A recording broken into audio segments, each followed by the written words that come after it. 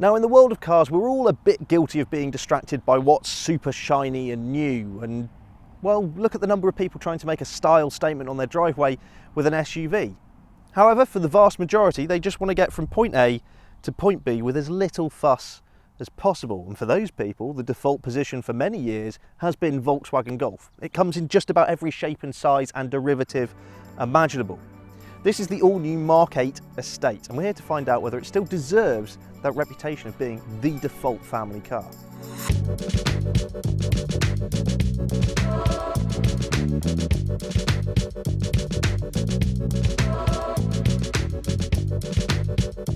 Now, traditionally speaking, the Volkswagen Golf takes an evolutionary approach to design, with each generation having a few nips and tucks here until we finally get to the highly polished product that we have today.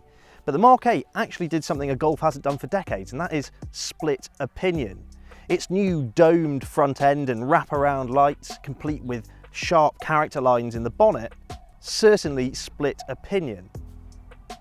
However, with the passage of time, the Mk8 has been accepted and adopted by existing owners, and it's now become the norm. The Golf has moved up market, and we've all accepted it. Now, whilst the optional metallic blue of this car hides some of those design traits, there are a few things that stand out in particular.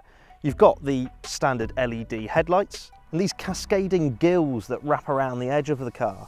The Golf remains understated and unfussy, with a clean belt line running high and along the length of the car. Obviously, with the Estate you get that elongated glass house, but by and large this design language apes the hatchback. That means a prominent C-pillar, neat boot spoiler and chiselled rear end.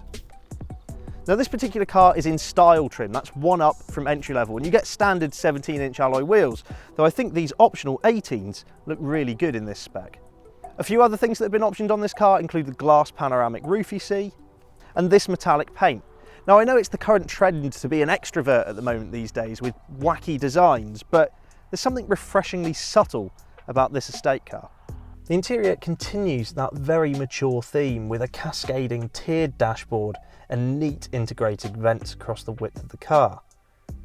The centre console is dominated by a 10-inch touchscreen infotainment display, which is a great scale to use on the move. However, the user interface, whilst graphically impressive, isn't the most ergonomic to use, and the touch-sensitive buttons that surround the unit are just frankly difficult to operate whilst driving.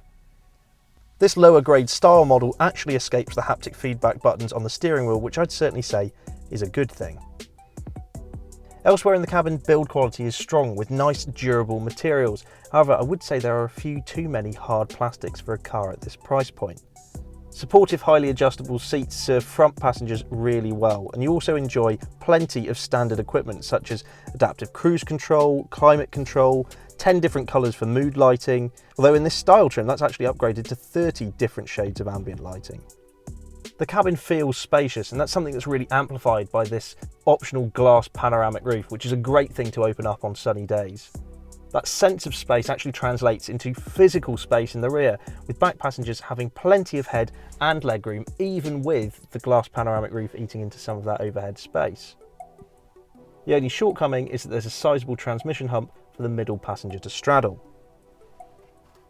Open the boot to find a 611 litre space, which is actually larger than the previous generation car. However, it is smaller than the Skoda Octavia.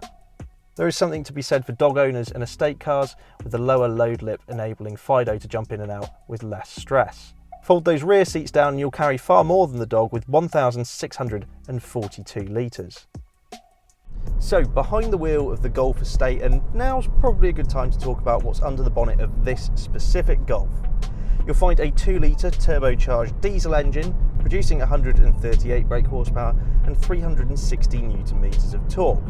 It sends its power to the front wheels via a 7-speed automatic transmission and can do 0 to 62 miles per hour in 8.9 seconds, along with a top speed of 139 miles per hour.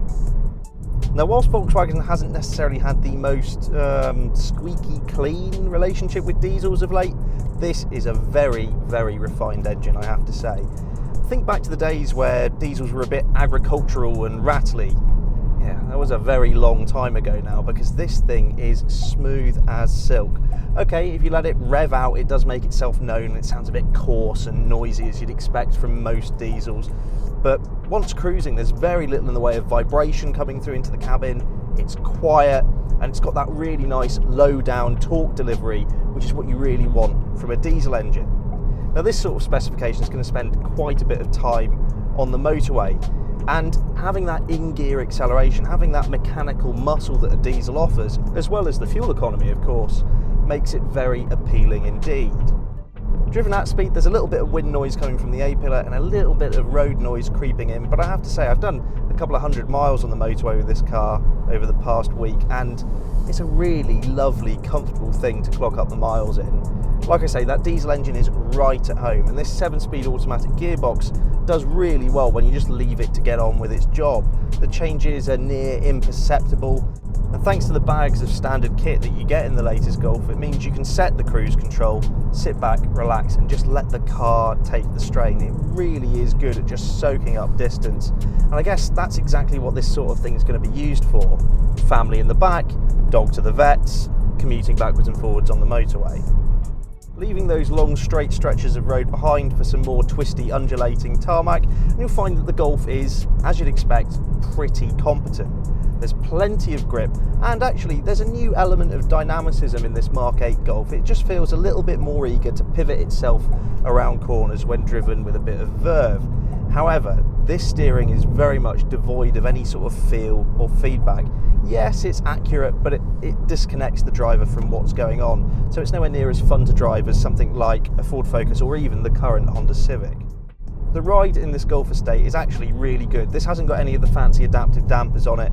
It's all passive, and it's just so well damped. It soaks up the bumps really nicely, and you have to come across a particularly nasty pothole to get a shudder come back through the cabin. I mean, infotainment system and some hard plastics aside, it's a really lovely environment to spend time in here. It's comfortable, it's pretty ergonomic. You've got a sense that about 20 different people had a say in what goes where in here. There's lots of nice cubby holes. This one's got a wireless phone charger as well. And it's just very well equipped to put up with family life, and especially young children. I do say that some of these plastics are quite hard, but I'm sure parents of 2, 3, 4-year-olds will really appreciate the fact that these materials will put up a fight over the next few years. Now, diesels aren't ideally suited around town, but that low-end torque does help coming out of junctions and taking advantage of gaps at roundabouts and so on. But you start to appreciate the Golf's other, I suppose, more mundane things that it's quite good at, like really good visibility all the way around, especially out the back. In a world of cars where we seem to have tapering rear windscreens all the time, it's nice to actually be able to see out the back. And at lower speeds, this really light steering starts to make sense as well. It just makes manoeuvring the car far easier and not a wrestling match. No, the Volkswagen Golf Estate is not the most soulful car to drive in the class, not by a long shot, but what it is very good at is ticking all of those boxes. A bit like your washing machine that is infinitely taken for granted in your house, it's really good at washing clothes, in the same way that this is just really good at being a solid family car. Volkswagen claims up to 60 mpg for this engine and emissions of 124 grams per kilometre of CO2. Something to keep in mind across the entire Volkswagen Golf range is that with the Golf moving upmarket, so too has its price. I mean, a Golf Estate starts at £24,580 now, and this car with its engine and transmission combination over £30,000. Our best advice is actually to look lower down in the range. The entry-level car comes with so much kit these days that with a few choice options, it might actually be your best bet. With that being a Volkswagen options list, you do well to keep an eye on the subtotal. Things like our optional blue paint is £635, the 18-inch alloy wheels on this car, £700, the roof is £1,000, and the reversing camera, something that's standard on some of its rivals, is another £300. Now, if you're looking for the last word in visual charisma, you need to look elsewhere. What the Volkswagen Golf Estate is very good at doing is ticking those essential boxes. It is practical, it feels like a premium product, it drives wonderfully, and it's great at covering long distances, especially in this diesel guise. The thing it does have to watch out for is that its sister car, the Skoda Octavia, is more spacious and arguably better value for money. But if you're looking for the epitome of a family all-rounder, you do far worse than the new Golf Estate. Head to YesAuto.com for the latest car news and reviews, and don't forget to check us out on social media. We're in all the usual places such as Facebook, Twitter and Instagram. Simply search for YesAuto.